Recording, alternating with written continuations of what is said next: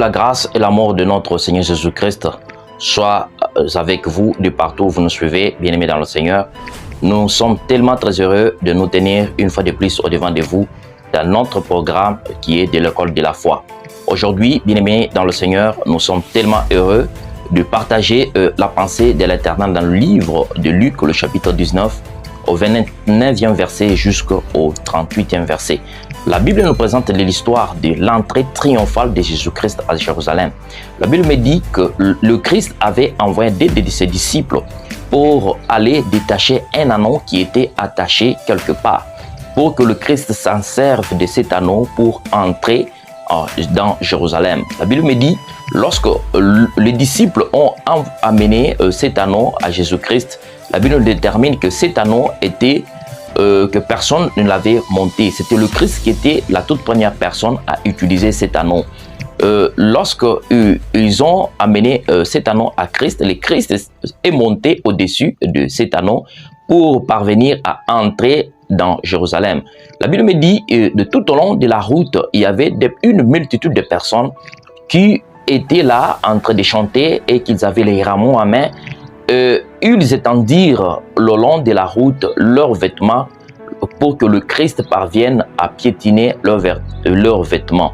Mais la Bible me dit que lorsque le Christ entrait, toutes les personnes y étaient au bord de la route, ils chantaient et ils jetaient même des fleurs. Bien-aimés dans le Seigneur, j'aimerais à cette partie ouvrir une petite parenthèse pour dire que le Christ n'avait pas piétiné le vêtement que les hommes avaient étendu au long de la route.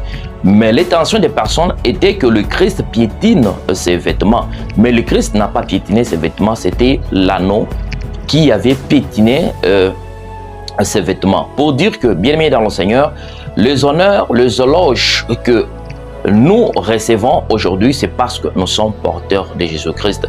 Une fois que nous portons le Christ partout où il nous amène, les honneurs que le Christ devait recevoir, c'est nous qui recevons au retour. Bien-aimé dans le Seigneur, regarde cet anneau ce jour-là. C'était la toute première fois qu'il avait reçu les honneurs qu'il n'avait jamais reçus dans sa vie.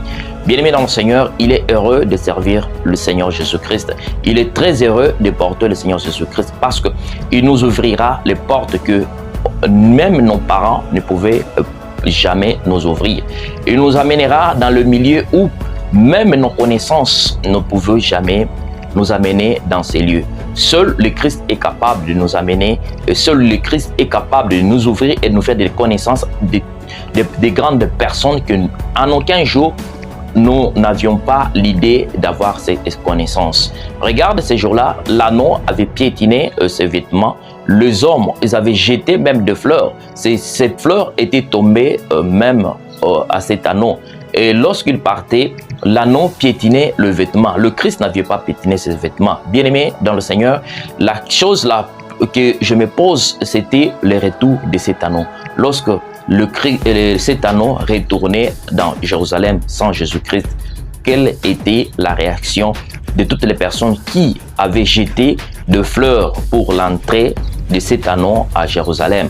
Quelle était la réaction de toutes les personnes qui avaient étendu leurs vêtements le long de la route pour que cet anneau marche au-dessus de ses habits? Bien-aimé dans le Seigneur, lorsque je réfléchis, je fais la méditation de cette parole, je vois que le retour de cet anneau était plus malheureux. Bien-aimés, nous sentirons être très malheureux une fois que nous abandonnons le Christ. Un chrétien, une fois qu'il abandonne le chemin de servir Jésus-Christ, il sera le plus malheureux de ce monde.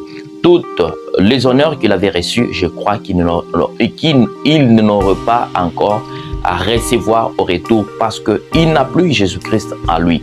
Bien-aimé, c'est pourquoi j'aimerais ce matin lancer un appel à un chrétien, à une chrétienne, à un serviteur de Dieu, à une servante de Dieu qui avait abandonné Jésus-Christ.